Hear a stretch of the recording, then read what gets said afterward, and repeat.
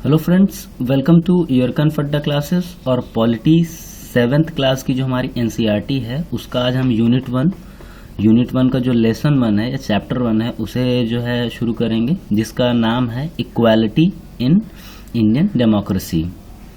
यानी कि जो भारतीय लोकतंत्र है उसमें समानता के क्या एस्पेक्ट्स हैं, क्या डायमेंशंस हैं, उनको जो है हम काफ़ी कंसाइज वे में जो है उसको डिस्कस करेंगे। तो जैसे किस तरीके की इक्वालिटी की बात होगी यहाँ पर, जैसे कि ये 2 वुमेन्स हैं, पीछे पुरुष हैं, फिर एक जगह पर लगे हुए हैं, यानी कि कहीं ना कहीं इक्वल राइट्स के बारे में बात हो रही है जो उनकी इक्वालिटी पे लाकर खड़ा करे, क्योंकि जब समान हक मिलेंगे तभी तो समानता स्थापित होगी। तो हम पहले ओवरव्यू ले लेते हैं कि एक्चुअल में हमको इसमें पढ़ना क्या है या हम इसमें इस चैप्टर में हमें सीखने को क्या मिलेगा। तो this unit introduce the learner to the critical role of equality in democracy. तो इसमें जो है हमें सबसे जो मेजर तौर पे जो हमें जो सीखने के लिए मिलेगा कि समानता का क्या रोल होता है, यानी कि क्रिटिकल रोल क्या होता है समानता को इस्टेब्लिश करने में, और वो भी लोकतंत्र में एक व्यक्ति के लिए। ठीक है, स्पेसिफिक रेफरेंस टू इंडिया, हम पर्टिकुलर जो है इंडिया के पर्सपेक्टिव में जो है बात करेंगे, यानी कि इसके अंदर जो भी हमारे केस स्टडीज होंगे, जिन भी पर्सनैलिटीज़ के बारे में हम जो है इंटरेक्ट होंगे जिनसे, तो वो क्या होगा, वो पर्टिकुलर इंडियन के पर्सपेक्टिव में होगा, इंडिया के पर्सपेक्टिव में होगा। इसके अंदर जो है देखिए, the first chapter introduce the learner to, इसमें क्या होगा 3 से 4 कैरेक्टर होंगे, जैसे कि कांता, ओम प्रकाश वाल्मीकि एंड अंसारीज, और इनके बीच के जो एक्सपीरियंस होंगे इन इक्वालिटी के और डिफरेंट वे में, यानी कि अलग अलग तरीके से वो किस तरीके से समाज में जो है समानता और असमानता को फील करेंगे, उन एक्सपीरियंस के माध्यम से, यानी कि उन जो प्रैक्टिकल जो उनके साथ जो होंगे उनको उनके माध्यम से जो है हम समझेंगे कि समानता और समाज में किस तरीके से डेवलप्ड होती है और किस तरीके से अगर रॉन्ग वे में चला जाए तो लोग किस तरीके से फील करते हैं उसको। तो हमारे इसमें करेक्टर कौन कौन से हैं? करेक्टर हैं मंजीत कौर, जो कि एक क्या है, जो कि एक टीचर है। ठीक है, फिर तेजा सिंह है जो कि एक व्यापारी हैं, और गिरीश राव है जो कि स्टूडेंट हैं, कांता देवी हैं डोमेस्टिक वर्कर हैं, सुजाता कुमारी हैं, ये भी डोमेस्टिक वर्कर हैं। तो ये 5 अलग अलग कैरेक्टर्स हैं और हमारा चैप्टर 1 अब शुरू होता है। तो चलिए आगे देखते हैं हम लोग। On equality, India is a democracy. ठीक है, पहला शब्द आता है हमारा जो इसमें सबसे इम्पोर्टेंट, वो है डेमोक्रेसी, जिसका मतलब क्या होता है, लोकतंत्र। लोकतंत्र का मतलब क्या होता है, लोगों के द्वारा चुनी गई एक सरकार जो उनके हितों को रिप्रेजेंट करती है। In the class 6 book we looked at the key element of the democratic government. मैंने आपको क्लास 6 की जो किताब थी उसमें मैंने आपको क्या बताया था, उसमें मैंने आपको लोकतांत्रिक जो सरकार होती है उसके जो सारे की एलिमेंट्स हैं वो मैंने आपको समझाया था, जिसको मैं पहले की जो है लेक्चर्स में जो है कंप्लीट कर चुका हूं। अगर आप इंटरेस्टेड हो तो आप जो है क्लास 6 की एनसीईआरटी जाके चेक कर सकते हैं, वो आपको जो है प्लेलिस्ट में मिल जाएगी। These includes peoples participation. और ये क्या, लोकतंत्र क्या होता है, लोकतंत्र एक तरीके की सहभागिता होती है लोगों के माध्यम से, और वो उनको चुनते हैं ताकि वो जब पार्लियामेंट में जाएं तो वो उनकी जो ज़रूरतें हैं, जो उनके कन्फ्लिक्ट ऑफ इंटरेस्टेड हैं, इक्वालिटी है, जस्टिस है, इन सब चीज़ों को जो है फुलफिल कर सके, उनकी बातों को रिप्रेजेंट कर सके।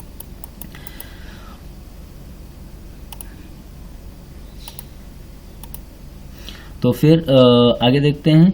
In this chapter you will read more about equality. और हमारा जो इस चैप्टर में मेन जो फोकस होगा वो क्या होगा, वो फोकस होगा इक्वालिटी पे, यानी कि समानता पे।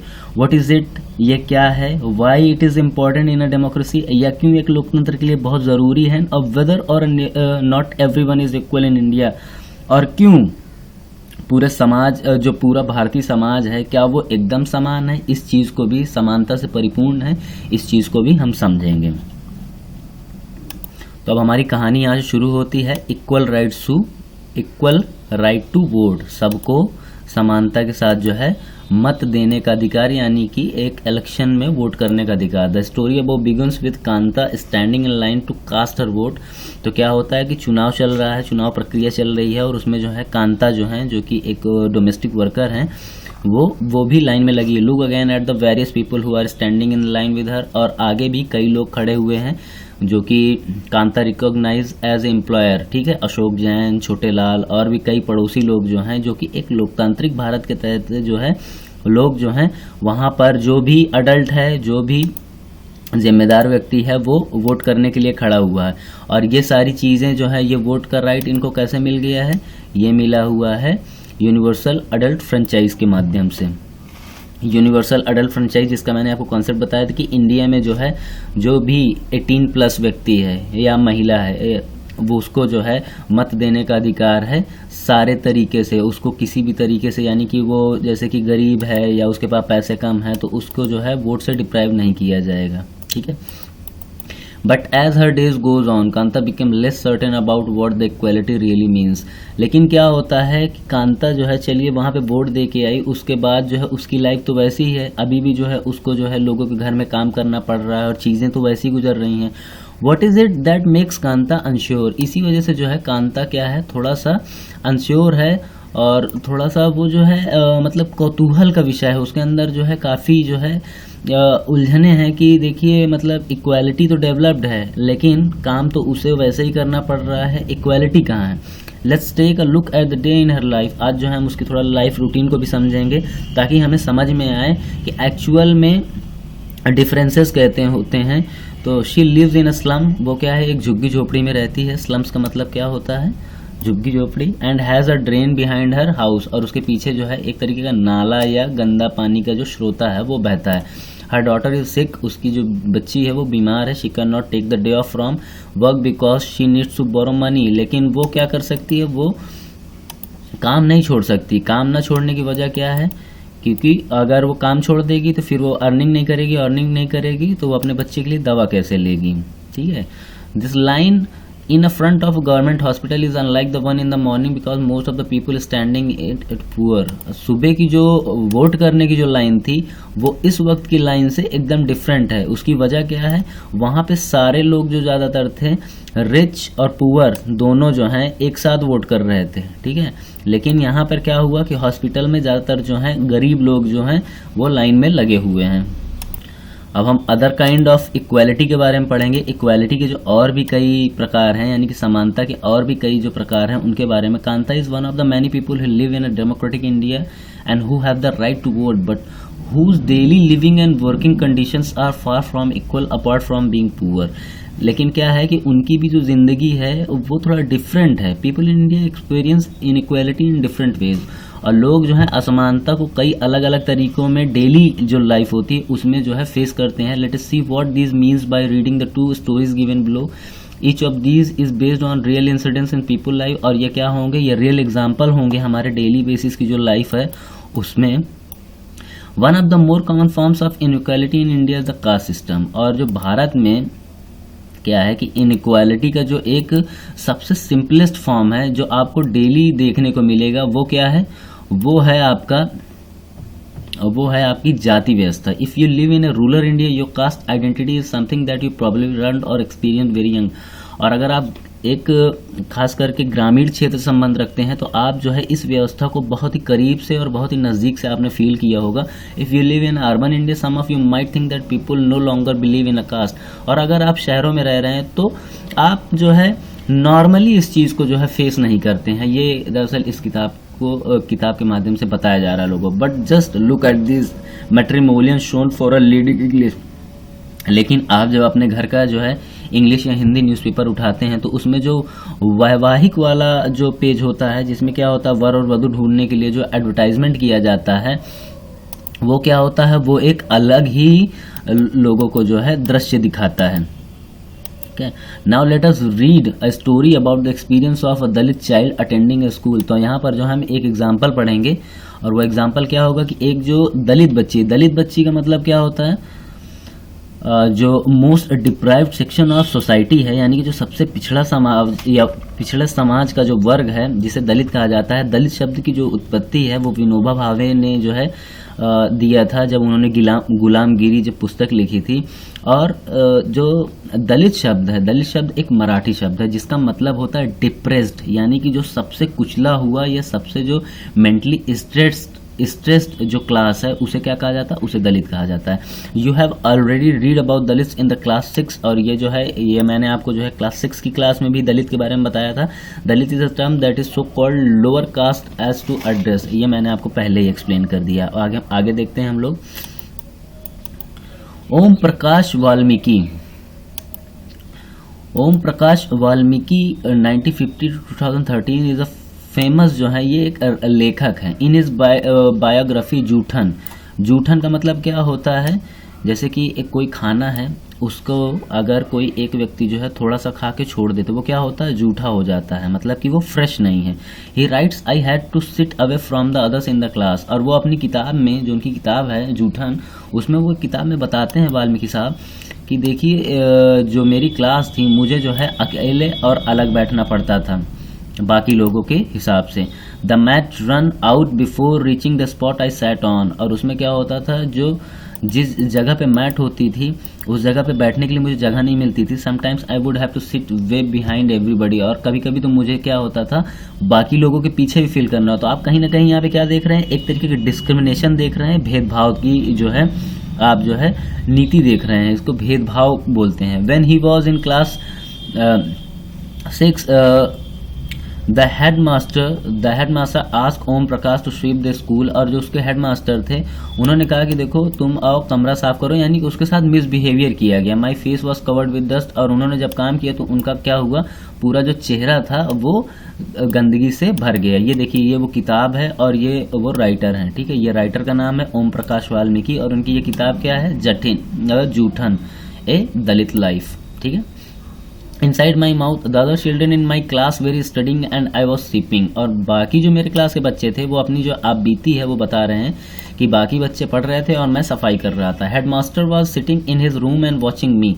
आई was not even allowed to get a drink. और मुझे तो यहाँ तक कि पानी पीने का भी जो है स्वतंत्रता नहीं थी, या मुझे जो है अलाउ नहीं किया गया था, यानी आज्ञा नहीं था। आई स्वेप द होल डे। मैंने पूरे दिन सफाई की। From the doors and Windows of the school room the eyes of the teachers and the boys saw this spectacled, ठीक है। और क्या हुआ, लोगों ने जो है बच्चों ने देखा। Om Prakash was made to sweep the school. और उन्होंने क्या किया, उससे जो है स्कूल भी साफ कराया, प्लेग्राउंड भी साफ कराया और अगले दिन भी उससे कई सारी चीजें कराई जो नॉर्मली वो बाकी बच्चों से नहीं कराते हैं। फिर उन्होंने कहा Om Prakash and he said loudly for all of them to hear, you are a teacher so I am living now, but remember this much master he will study right here in this school and not just him but there will be more coming after him.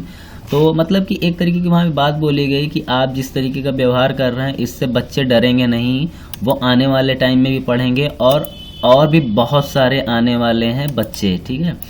The second story is based on an incident that took place in one of the India's largest cities and this is common practice in most part of the country। और ये जो दूसरी वाली जो अभी जो मैं आपको घटना बताने वाला हूँ इनइक्वालिटी की, वो क्या होता है, ये शहर की एक घटना होगी, ठीक है। मिस्टर एंड मिसेस अंसारी हुए looking to rent an apartment in the city. तो मिस्टर एंड मिसेस अंसारी जो हैं, श्री और श्रीमती अंसारी जो हैं, वो क्या होता है, वो शहर में आते हैं कमरा किराए पे लेने के लिए। They have the money so paying the rent was no problem. उनके पास पैसे हैं ताकि वो किराया देने में उन्हें कोई दिक्कत नहीं है। They went to a property dealer for help to find a place. वो क्या है, एक प्रॉपर्टी डीलर के पास भी गए उन्हें जो है ताकि घर ढूंढने में दिक्कत ना हो। The dealer informed them that he knew about quite a few apartments that were available for rent। और उसमें क्या है कि उन्हें जो है किराए की कोई खास ज़रूरत ना पड़े, इसके बारे में भी कोई दिक्कत नहीं है। They visited the first apartment and the Ansari liked it very much। और उन्हें क्या है, एक उन्होंने अपार्टमेंट देखा यानी कि कमरा देखा और वो उन्हें काफ़ी पसंद भी आया, तो पसंद आया। They visited the first apartment when the landlady found out that their names। अब क्या हो, जो मकान मालकिन थी, ये लैंडलेडी लिखा हुआ है ना, ये देखिए इसका मतलब मकान मालकिन है। जब उसे ये पता चला कि ये क्या है, ये मुस्लिम्स हैं, इनके नाम जो है अंसारी हैं, तो उन्होंने क्या किया, उन्होंने बहाने बनाने शुरू कर दिया कि she could not rent the house someone who ate meat. वो उन्हें घर या कमरा नहीं देंगी जो मांस मछली वगैरह खाते हैं। Both the Ansaris and the property dealer were surprised to hear this because they could smell fish being cooked in the neighbor's house। लेकिन अब क्या हुआ कि जो प्रॉपर्टी डीलर थे और अंसारी थे वो दोनों बहुत ही आश्चर्यचकित हो गए। वजह क्या थी कि उनके जो पड़ोस में ही जो है मछली बनाने की जो है वहां से खुशबू आ रही थी। Finally the property dealer Finally, the property dealer told them that they might want to change their names and call themselves Mr. and Mrs. Kumar. और उन्होंने क्या किया कि तो प्रॉपर्टी डीलर ने कहा कि आप अपना नाम बदल लो, मिस्टर एंड मिसेस कुमार रख लो। The Ansaris they are reluctant to do this and decided to some more. लेकिन क्या हुआ कि उन्होंने भी, अंसारी ने भी ये कहा कि नहीं, ये गलत बात है, हम अपना नाम क्यों बदले एक कमरे के लिए। फिर फाइनली उन्होंने कमरा ढूंढना शुरू किया। In the end it took a whole month of looking at the apartment before the found a landlady who was willing to give them a place on. और फिर पूरा उन्हें अपने नाम के साथ, अंसारी और मिस्टर अंसारी के साथ जो है, जब उन्होंने कमरे ढूंढने की पूरी मेहनत की तो पूरे 1 महीने लग गए उन्हें कमरा मिलने में। और फाइनली एक लैंडलेडी मिली जिसने बोला कि ठीक है, हमें कोई दिक्कत नहीं है आपके नाम से, हम आपको कमरा किराए पे दे देंगे। तो फाइनली जो है मिस्टर एंड मिसेस अंसारी को कमरा मिल जाता है, लेकिन इतनी मेहनत और जिल्लत झेलने के बाद। तो अब हम लोग आ गए हैं रिकॉग्नाइजिंग डिग्निटी, आत्मसम्मान को पहचानने की बात हो रही है। You have understood by now that the caste we are born into, the religion or we practice, the class background we come from, whether we are male or female, these are the often the things that determine why some people are treated unequally। तो अब आपको समझ में आ गया होगा कि लोगों को कभी कभी जाति के आधार पे, धर्म के आधार पे, और जिस वो वर्ग से संबंधित रखते हैं जैसे कि दलित वगैरह हैं, या फिर जेंडर के बेसिस पे यानी कि महिला या पुरुष के आधार पे जो है कभी कभी जो है ज़्यादातर टाइम जो है उन्हें क्या किया जाता है, उनके साथ असमानता का व्यवहार किया जाता है। ओम प्रकाश के साथ और वाल्मीकि और अंसारी 3 अलग अलग जो है करेक्टर हैं, लेकिन उनके साथ जो है अनइक्वली जो है व्यवहार किया गया है। किस बेसिस पे? ओम प्रकाश के साथ जो है कास्ट के बेसिस पे व्यवहार किया गया, वाल्मीकि के साथ भी कास्ट के आधार पे जो है व्यवहार किया गया, और अंसारी के साथ क्या है, रिलीजन के बेसिस पे व्यवहार किया गया। तो ये क्या है, ये असमानता है और ये एक बुरी चीज है। When persons are treated unequally, their dignity is violated। अब पर्सन, जब एक व्यक्ति के साथ क्या होता है, जब उसके साथ जो है बुरे तरीके से व्यवहार किया जाता है, असमानता का व्यवहार किया जाता है, तो वो क्या होता है, उसकी जो आत्मसम्मान होता है उसको क्या होता है, ठेस पहुंचता है, वायलेटेड होता है। The dignity of the both Om Prakash Valmiki and the Ansaris they are violated because of the way in which they were treated. उनके साथ जिस तरीके से व्यवहार किया उसके क्या हुआ, आत्मसम्मान को उनके ठेस पहुंचा। By picking on him and making him sweep the school, उन्हें ना लेने पे या उनको जो है स्कूल में काम पर आने पे ओम प्रकाश के जो है मन मेट पे क्या असर पड़ा होगा, ठीक है, वो किस तरीके से उन्होंने अंदर फील किया होगा। और बाकी जैसे कि अंसारी को जैसे कमरा नहीं दिया गया है तो उन्हें भी समझ में आया होगा कि उनके साथ जो है धर्म के आधार पर जिस तरीके से व्यवहार किया गया वो एक अच्छी बात नहीं है। Om Prakash and the Ansari do not deserve to be treated like this. और जो ओम प्रकाश हैं, अंसारी हैं, दोनों के साथ इस तरीके का व्यवहार नहीं किया जाना चाहिए। They deserve the same respect and the dignity as anyone else. उन्हें जो है समान व्यक्तियों के जिस तरीके से बाकी समान व्यक्ति हैं उसी तरीके से उन्हें सामान्य जो है इज्जत की उन्हें भी दरकार है। Equality in Indian democracy. अब हमारा फाइनल जो है, अब हम जो है अपने जो है कॉन्सेप्ट पे आते हैं।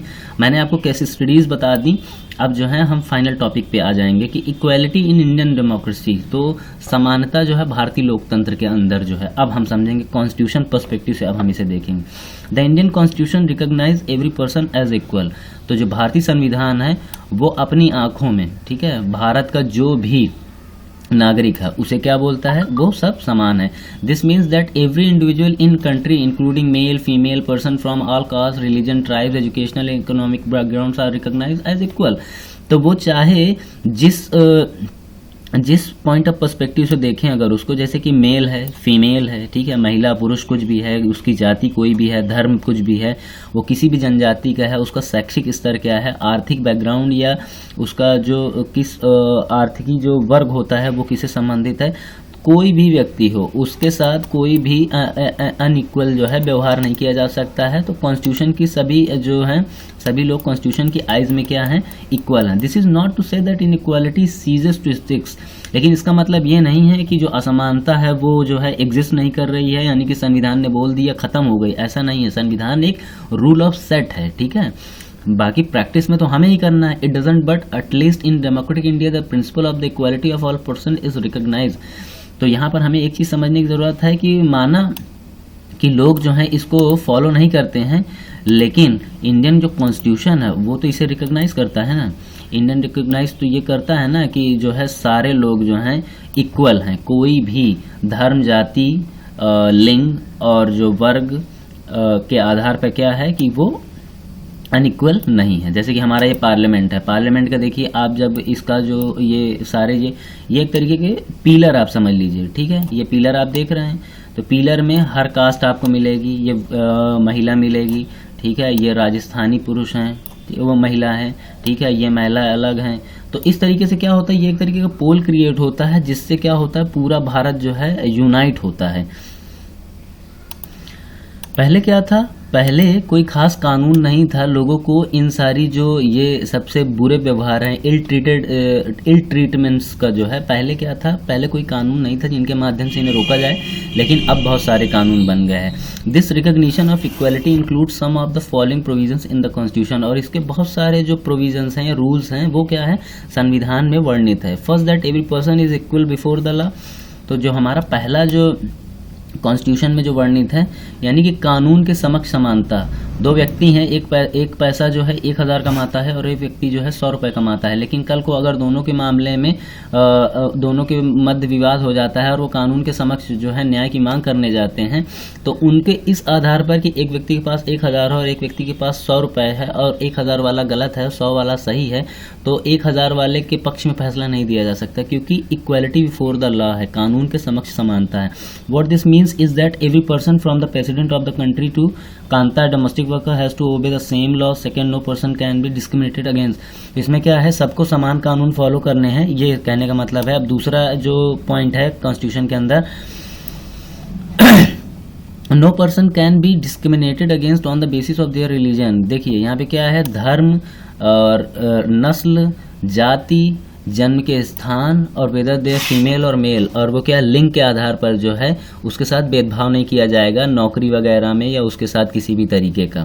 Third, every person has access to all public places including playgrounds, और कोई भी व्यक्ति, देखिए ये आर्टिकल 17 का मैं यहाँ पे हवाला दे रहा हूँ, जैसे कि प्लेग्राउंड्स हैं, होटल्स हैं, शॉप्स हैं एंड मार्केट्स हैं, इसमें जो है किसी के साथ भी इस तरीके का व्यवहार नहीं किया जा सकता है कि भाई आप जो है, ये जो 6 पॉइंट्स मैंने आपको बताए हैं, religion, race, caste, place, birth और मेल और फीमेल, और maybe you can call it gender, ठीक है, इसको जेंडर भी आप बोल सकते हैं। इसके आधार पर जो है ये जो पब्लिक प्लेसेस होते हैं, किसी भी व्यक्ति को जो है उसको वहाँ पे एंट्री से या जाने या आने से नहीं रोका जा सकता है, ठीक है। All persons can use publicly available wells, roads and bathing ghats. और तो क्या होता है, जो पब्लिकली यूज जो वेल्स हैं, कुएँ हैं, सड़कें हैं, बाथिंग घाट्स हैं, तो इनका जो है क्या कर सकते हैं कि कोई भी उसे छोड़ नहीं सकते हैं, कोई भी व्यक्ति को जो है इसमें जो है एंट्री पे रोका नहीं जा सकता है, ठीक है। Fourth, untouchability has been abolish. जो हमारा आर्टिकल 17 है इंडियन कॉन्स्टिट्यूशन में, उसने क्या किया है कि जो छुआछूत है उसका पूरी तरीके से खंडन किया है, पूरी तरीके से उसे अबॉलिश किया है और उसे जो है पनिशेबल ऑफेंस भी माना है, यानी कि कोई अगर व्यक्ति इसको जो है अपनी प्रैक्टिस में लाता है तो उसको जो है सजा वगैरह भी मिलेगी। The 2 ways in which the government has tried to implement the equality that is guaranteed in the constitution is first through laws and second through the government programs or schemes to help disadvantaged। अब आपको ये भी लग रहा हो कि government जो है इन सारी चीज़ों के लिए क्या कर रही है, ठीक है। तो गवर्नमेंट जो है 2 तरीके से जो है इक्वालिटी को जो है क्रिएट कर रही है। पहला ये है कि इंडियन जो कॉन्स्टिट्यूशन है उसमें जो है प्रोविजंस जो है अवेलेबल करा के, और दूसरा क्या है, जो गवर्नमेंट क्या करती है, नई नई जो है स्कीम्स वगैरह बनाती है, प्लान पॉलिसीज बनाती है और उनके माध्यम से जो है समाज में जो है इक्वालिटी क्रिएट करने का प्रयास करती है। अब हम आ गए हैं आगे। Set up several schemes to improve the lives of communities and individuals who have been treated equally for several centuries. अब क्या होता है, जो शताब्दियों से जो प्रताड़ित और जो पिछड़ा हुआ वर्ग है, जिसके साथ जो है अभद्र व्यवहार किया जा रहा है, उसे क्या किया जाएगा कि अब जो है उनके लिए जो है कई सेवरल स्कीम्स, प्लान्स वगैरह बनाई जा रही हैं, उनके लिए कई कानून बनाए जा रहे हैं ताकि जो है वो भी इक्वल अपॉर्चुनिटी पा सके और समानता का जो है स्तर क्रिएट किया जा सके। One of the steps taken by the government includes mid day and schemes. तो एक योजना है जिसका नाम है मिड डे मील, आप लोग गांव में शायद जानते होंगे, जिसमें क्या है, स्कूल में जब किड्स पढ़ने जाते हैं, बच्चे पढ़ने जाते हैं, तो उन्हें जो है मध्यांतर में स्कूल ही व्यवस्था कराती है खाना खाने का, और वहाँ पे जो भी बच्चे, खास करके जो भी जो अमीर घराने से हैं या जो भी पुअर सेक्शन से हैं, सारे लोग एक साथ बैठ के इक्वली खाना खाते हैं। तो इस कानून को जो है कब इंट्रोड्यूस किया गया था, Tamil Nadu was the first state in India to introduce this scheme. तो जो मिड डे मील जो स्कीम है उसको जो है पहली बार किस स्टेट ने इंट्रोड्यूस किया था? तमिलनाडु ने इंट्रोड्यूस किया था। ये काफ़ी इंपॉर्टेंट है, 2001 में किया था। ठीक है, Supreme Court all the state governments take to begin this programs in their school within 6 months. और फिर सुप्रीम कोर्ट ने उसी टाइम फैसला लिया कि जितने भी स्कूल हैं वो भी क्या करेंगे, 6 महीने के अंदर अंदर ही जो है इस स्कीम्स को लागू करेंगे। This program has had many positive effect, और इसका क्या है, बहुत सारा जो सकारात्मक प्रभाव पड़ा लोगों के ऊपर। This include the fact that the more poor children have begun enrolling in regularly attending school. इससे क्या हुआ कि जो जितने भी गरीब बच्चे थे, पिछड़े बच्चे थे, उन्होंने क्या हुआ, उनमें जो है इनरोल होने की, स्कूल में नाम लिखाने की और रेगुलर स्कूल आने की टेंडेंसी में भी परिवर्तन आया। Teacher reported that earlier children would often go to home for lunch and then not return to school, but now with the mid day meal being provided in school their attendance has improved. पहले क्या होता था, teacher बहुत सारी शिकायतें करता था कि बच्चों को अगर खाना खाने के लिए घर जाने दिया जाता था तो वो बच्चे वापस स्कूल नहीं आते थे। लेकिन जब से मिड डे की व्यवस्था हो गई, अब उन्हें खाना खा के वहीं पे वो पढ़ने वगैरह लगते हैं और फिर वो अपने आप को इन्वॉल्व कर लेते हैं। Their mothers who earlier had to interrupt their work to feed their children at home during the day now no longer need to do. और जो माताएं थी उन्हें क्या होता था कि बच्चे घर पहुंच जाते थे और उन्हें जो है अपना काम वाम वगैरह जो है, जो भी वो काम करते थे उन सब चीज़ों को छोड़ के जो है उन्हें बच्चों के लिए खाने वगैरह की व्यवस्था करने लगते थे। इससे क्या होता था, उनका काम वगैरह प्रभावित होता था। लेकिन अब ऐसा नहीं है। और इससे एक चीज़ और भी नई शुरू हुई कि लोगों के अंदर जो प्रेजुडिस था, ये जो आप देख रहे हैं, जिसका मतलब क्या होता है, पूर्वाग्रह। Because childrens of all caste in the school eat this meal together. और क्या होता है, लोगों में जो खाना साथ खाने की, जब ऑल कास्ट मतलब सारे जातियों के बच्चे जब एक साथ एक जगह पर खाना खाएंगे तो उससे क्या होगा, उनके मन में जो डिफरेंसेस हैं एक दूसरे को लेके वो भी दूर होते हैं। ठीक है, Dalit women have been employed to cook this meal. और क्या होगा कि इसमें जो है एक और व्यवस्था की गई कि जो दलित महिला हैं या जो डिप्रेस सोसाइटी की जो महिला है वो इसमें खाना बनाएगी। ठीक है, the mid day meal program also helps reduce the hunger of the poor students who often come to school and can not concentrate because their stomachs are empty. और जो है एक देखिए, खाली पेट न होए, भजन गोपाला टाइप का जो कोटेशन है उसकी जो है यहाँ पे जो है खाना पूर्ति होती है। और उसमें ये बताया जाता है, तो अब जो है गवर्नमेंट का जो एस्पेक्ट है कि while governing programs play in an important role in increasing equality of opportunity. तो क्या होता है, जो अवसरों की जो समानता होती है उसको क्रिएट करने में क्या होता है, गवर्नमेंट का रोल बहुत इंपॉर्टेंट होता है, पिवाइटल भी जिसे बोला जाता है। ठीक है, while the midday meal program has helped increase the enrollment and attendance of the poor children in school। और यह मिड डे मील ने जो है जो गरीब बच्चे हैं उनकी जो अटेंडेंस है और इनरोलमेंट है उन दोनों में जो है बढ़ोतरी की है स्कूल में। Even today there are several schools in the country in which Dalit children like Om Prakash Valmiki are जो मैंने आपको जो पहली केस स्टडी बताई थी, जिन्होंने किताब लिखी है ओम प्रकाश वाल्मीकि ने, उनकी किताब कौन सी है, आप जो है मुझे कमेंट बॉक्स में जो है कमेंट करके बताएं। Are discriminated against the treated unequally, these childrens are forced into an equal situation in which their dignity is not. अब क्या होता है कि जिस तरीके के, जैसे कि जो लोअर कास्ट क्लास और बच्चे जो होते हैं उनके साथ जिस तरीके की व्यवहार किया जाता है और उनकी डिग्निटी को जो है वायलेट किया जाता है, उससे क्या होता है, वो बच्चों के अंदर जो पोटेंशियल होता है वो जो होता है पूरी तरीके से मर जाता है। फाइनली हम लोग जो है अपने लास्ट टॉपिक पे आ गए हैं, मतलब कि एकदम एंड के जो है पेजेस जो हैं वहाँ पर आ गए हैं। ये बाबा साहेब हैं, डॉक्टर भीमराव अंबेडकर, जिन्होंने जो है जो दलित्स हैं उनके खिलाफ जो डिस्क्रिमिनेशन होते हैं उसके लिए उन्होंने जो है बड़ी लड़ाई लड़ी है। तो one of the main reasons for this is that attitude change very slow. तो अब एक चीज़ ये क्या है, अब लोगों के जो व्यवहार हैं उसमें जो है धीमे धीमे परिवर्तन आ रहा है, खास करके इस व्यवहार को लेके। ठीक है, even though persons are aware that discrimination is against the law. लोग जानते हैं कि ये जो जितने भी वो जो व्यवहार करते हैं या भेदभाव करते हैं वो क्या है, कानून के खिलाफ है।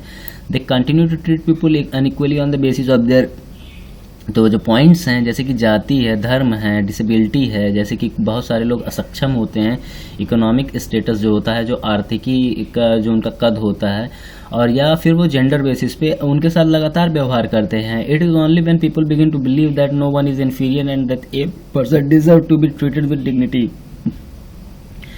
अब क्या होता है, लोग जो हैं धीमे धीमे क्या करते हैं कि बिलीव करना शुरू कर देते हैं कि वाकई में वो उसी लायक हैं। The present attitude can change. देखिए मेन चीज़ सारी जो आपका आप क्या करते हैं, your actions decided by your attitudes, ये प्रॉब्लम होती है, ठीक है। Establishing equality in a democratic society is a continuous struggle and one which individual as well as various communities in India contribute to and you will read more about this in book. और यही सारी चीज़ों के बारे में जो है हमें आने वाले हमारे जो चैप्टर्स होंगे उनमें जो है हम काफ़ी जो है अच्छे तरीके से इनको जो है डिटेल में पढ़ेंगे। अब थोड़ा ये बाबा साहब का कोट पढ़ लेते हैं कि it is disgraceful to live at the cost of one self respect. आत्मसम्मान को अगर कोई आदमी बेच के जो है रहना चाहे तो वो बहुत बुरा है। Self respect is the most vital factor in life.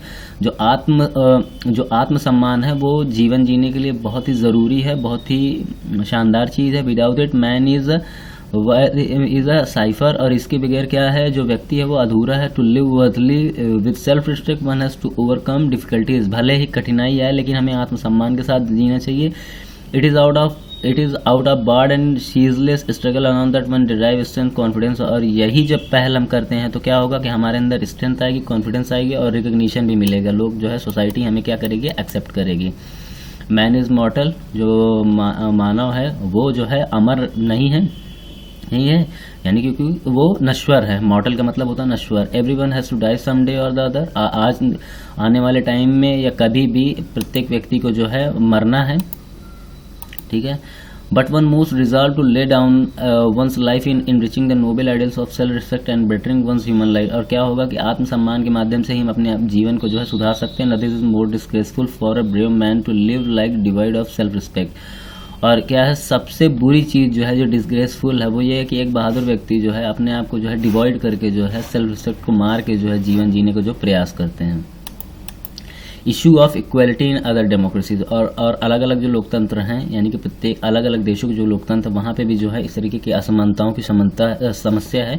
You are probably wondering whether India is the only democratic country in the which there inequality. अब क्या आप ये सोच रहे होंगे कि खाली क्या इंडिया ही एक ऐसा देश है जहाँ पर जो है ये असमानता इस तरीके से बड़े स्तर पे है। The truth is that in many democratic countries around the world is the issue of equality continues to be the key issue around with communities struggle. So for example in the US, तो क्या होता है, जो अलग अलग जितने भी देश हैं, चाहे वो यूएस हो, यूरोप हो, अमेरिका हो, कहीं भी हो, हर जगह जो है अनइक्वालिटी का मामला है, ठीक है।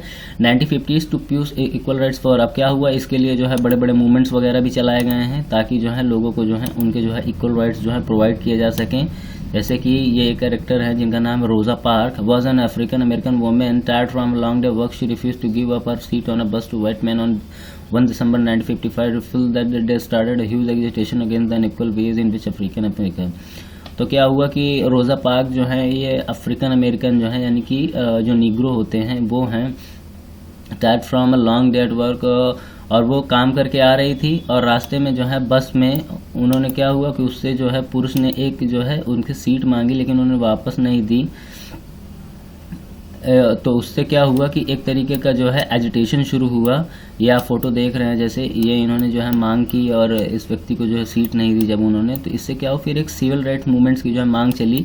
The civil rights act of 1964 prohibited discrimination on the basis of race. और फिर उसमें क्या हुआ कि जो नया कानून बना उसके तहत सिस्टम ये बना कि धर्म, जाति और नेशनल ओरिजिन, यानी कि किस देश से तुम संबंध रखते हो, ठीक है, उत्पत्ति का जो देश है उससे आपका क्या संबंध है, आप अफ्रीकन हो, किसी भी कंट्री से संबंधित हो, आपको जो है सिविल राइट्स हैं आपको जो है इक्वल ट्रीटमेंट मिलेगा। However despite this a majority of African American continues to be among the poorest in the country. Most African American children can only afford to attend government school.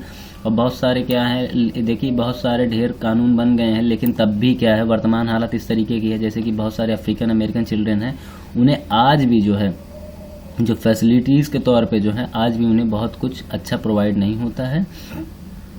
Students who either go to private school और live in areas where the government schools are as highly rated as the private school. और जो private school और का जो system है वो क्या होता है, वहाँ पे ज़्यादा अच्छी फैसिलिटीज़ होती है लेकिन बाकी बच्चे जो होते हैं वो डिप्राइव्ड होते हैं, वो वहाँ पर नहीं जा सकते हैं। उन्हें ये जो है अभी भी जो फाइनल जो हमारा कंक्लूजन निकल के आया कि अभी भी जो है इक्वालिटी जो है बहुत ज़्यादा है और अभी भी जो है बहुत अच्छे से काम करने की ज़रूरत है। और इक्वालिटी ख़त्म करने के लिए परसुएशन ऑफ हार्ट्स, जब इथिक्स पेपर 4 आप पढ़ेंगे तो उसमें एक टर्म या टॉपिक आएगा जिसका नाम है परसुएशन ऑफ हार्ट। हृदय परिवर्तन जो है सबसे इम्पॉर्टेंट है। गांधी जी का भी कहना था कि आप जो हैं किसी एक व्यक्ति को आप जो है उसका हृदय परिवर्तन करके जिस तरीके से उसे बदल सकते हैं, उसको जो है एक्सटर्नल फैक्टर से आप चेंज नहीं कर पाएंगे। तो आई होप कि आपको ये वीडियो समझ में भी आया होगा। और फर्स्ट चैप्टर है ये क्लास 7 की पॉलिटी एनसीईआरटी में। तो thank you for watching the video. Please keep watching and keep learning.